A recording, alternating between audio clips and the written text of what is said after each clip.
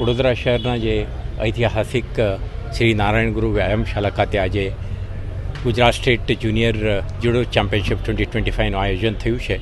આમાં 100થી વધારે ખેલાડીઓ પાર્ટિસિપેટ કરી રહ્યા છે.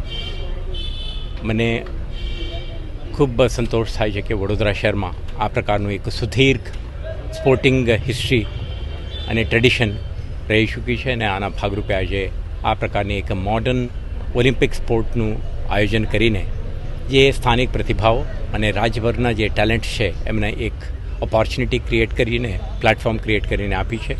2 દિવસ ચાલનારા આ ટુર્નામેન્ટમાં ખેલાડીઓ ખૂબ ઉત્સાહથી પાર્ટિસિપેટ કરનાર છે. તો એવા તમામને શુભેચ્છા પાઠવું છું. એમને રાષ્ટ્રીય આંતરરાષ્ટ્રીય સ્તરે પોતાના નામ રોશન કરવાનું તક મળે અને આ ટ્રેડિશનને જે પ્રોત્સાહન આપનાર સ્થાનિક આયોજકો, ગુજરાત સ્ટેટ જુડો એસોસિએશન અને સાથે સંકળાયેલા તમામ અધિકારીઓને, હોદ્દેદારોને પણ ખૂબ ખૂબ શુભકામના પાઠવું છું. Thank you.